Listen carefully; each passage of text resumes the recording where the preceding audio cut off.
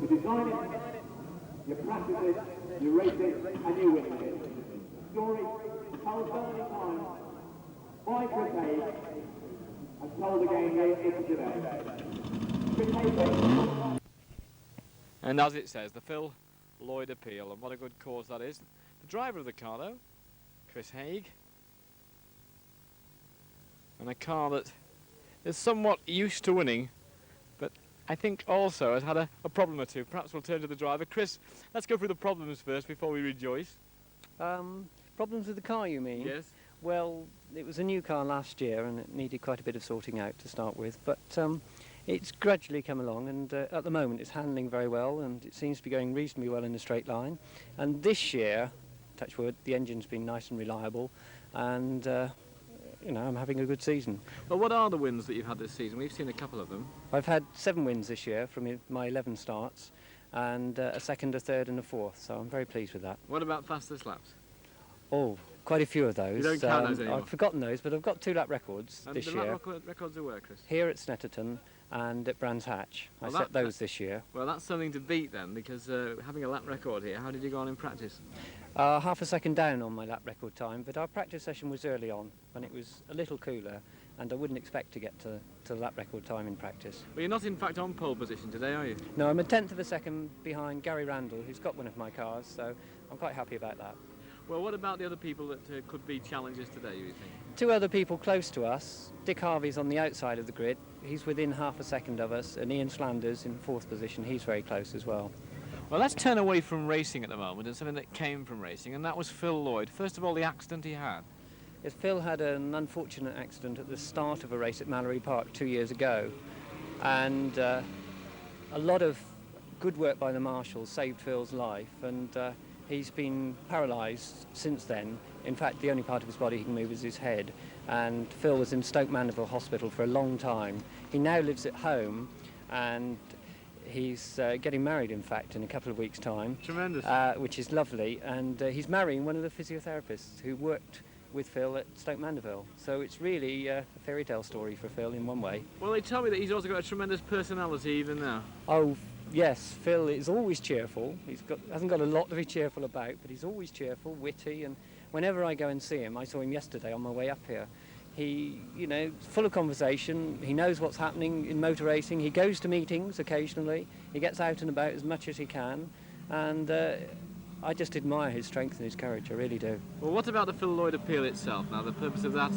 Well, Chris Kite from Formula 1300 fame, his solicitor, actually administered the fund and did a lot of work last year on the fund, and then on my own I decided to see if I could raise something this year, and I've got people to sponsor me at 5-10 pence per championship point that I score this season. I've got 79 points at the moment, maximum's 80, so if I could win today then I shall get in something around 80 times £10, which is about £800. Well, it's such a good cause. Are we sure they're not all going to move out of your way and let you go from flag to flag?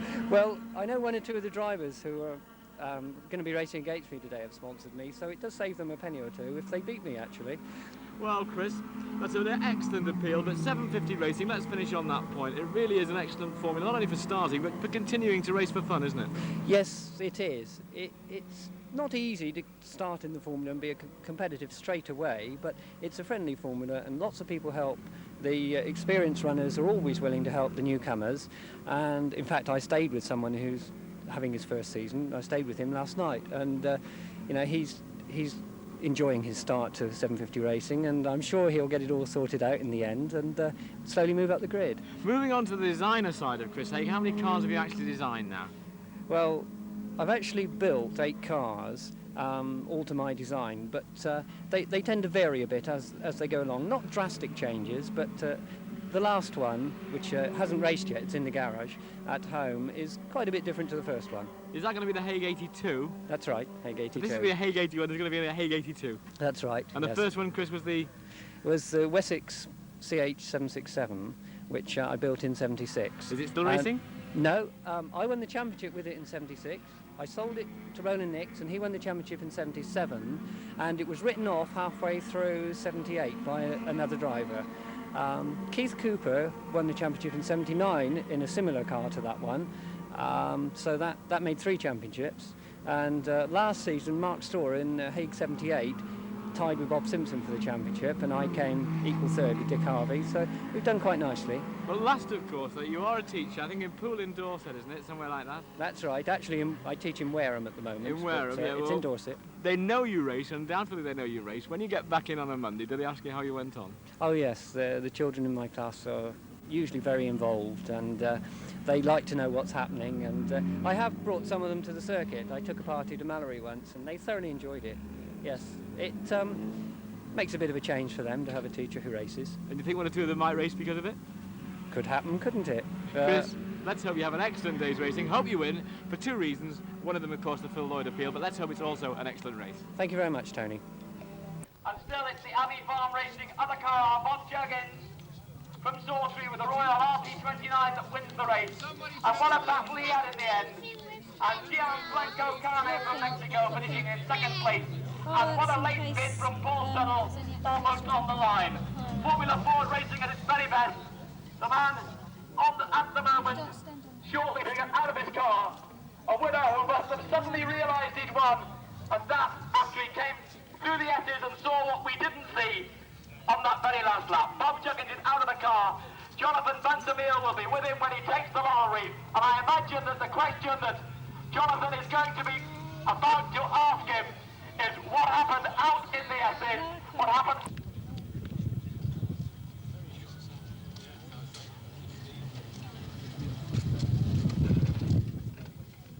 The winner, Mummy. That's right. That's the winner.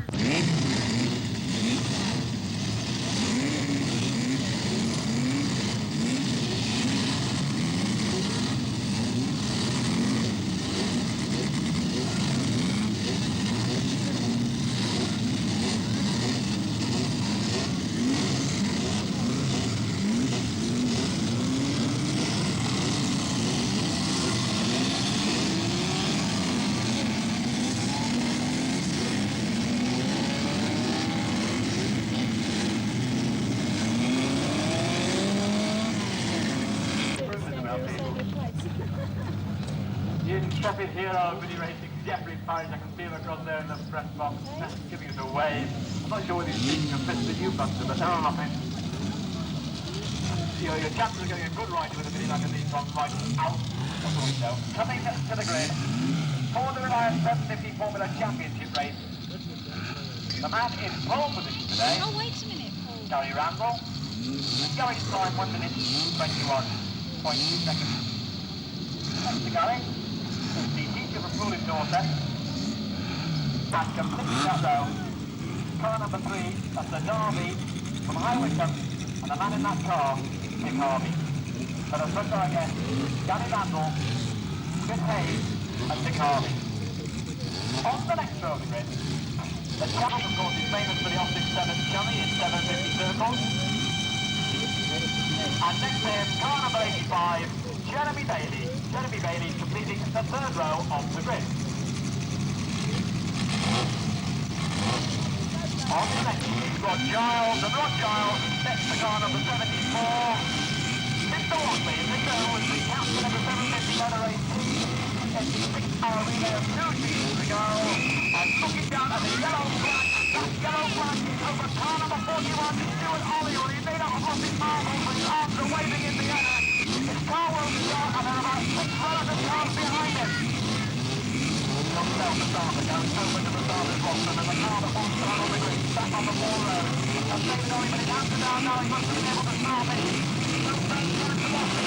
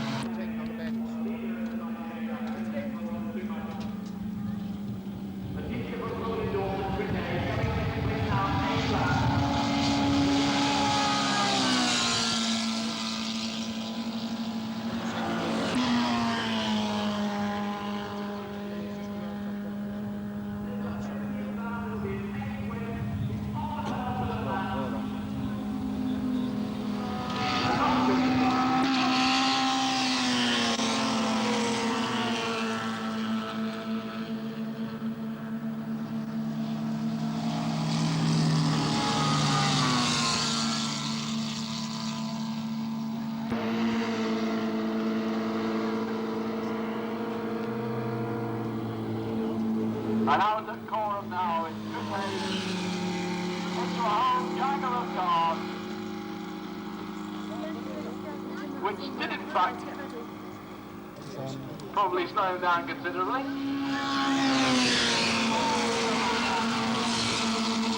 So Chris Hague crosses the line, arms waving in the air, press helmet off, balaclava off, the laurel wreath going forward. We'll join on the grid Jonathan Buntermeal. Here we are, Sally presenting the gala. Sally's with Tim at number 25, he's got a blown head gasket, so he's Chris, congratulations on the win. Thank you very much. Did you realise how close they were about halfway through the race? Yes, I could see them moving large along at the early part of the race, but I didn't quite think they'd get by at that stage. I managed to stay in front, and then it was back Martin came to play later on, and I think they helped. They're very handy sometimes. Anyway, congratulations on the win, and that's more points and money for the Phil Lloyd appeal. Yes, thanks very much. That's 80 points now, which is maximum. So if anyone's listening and they've very kindly said that they sponsor me for 5 or 10 pence a point, perhaps now's the time for me to start collecting in the money. So perhaps if they see me today, they can, if they've got it with them, they can hand it over, or perhaps they'd be kind enough to take it. Well, if anybody heard that, they'd like to rush up and give the money. I'll help him take it. Back to you, Tony. And I wondered if you could give the microphone to Chris for a moment there. There's one or two things I'd like to have a word with him about. I understand, Chris, that in fact, before you came to the meeting today, you had the opportunity of popping in and seeing how Phil is. Yes, that's right, Tony. I called in on Phil on my way through to Dolphins yesterday, and Phil was very cheerful and always pleased to see visitors, and always full of joke and so on. And he wished me luck for today and take a look at work. Well, no doubt you'll be letting him know that you've won, but the other thing, of course, about the Phil Lloyd appeal, Phil is really, in a way, lucky to be at home, and that's going to need quite a lot of money to be able to maintain that situation, isn't it? And really speaking, the Phil Lloyd appeal is going to continue to go on, isn't it? That's right, yes. There's lots of other people besides myself who put in an awful lot of work, and Chris Tide is obviously one of them. Many, many more people have contributed, and we shouldn't forget them as well.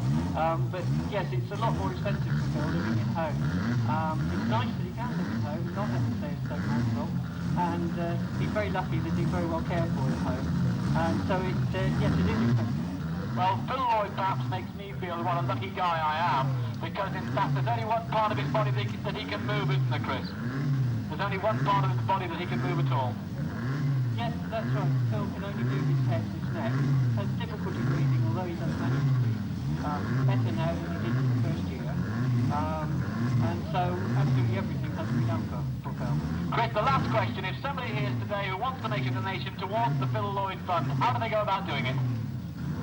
Sorry, I didn't hear that. If there's somebody here today who wants to make a donation to the Phil Lloyd Fund, how do they go about doing it? They can either send it to me or send it to Dave Bradley, Secretary of Notitas, who will be only too pleased to pass it on to the right channel. Our thanks to you, Chris. Well done. A great race, the 8th race of the season. And let's recap that. Either send any donations for the Phil Lloyd Fund to Chris Hague, who's put his work into getting the money forward, along with many other people.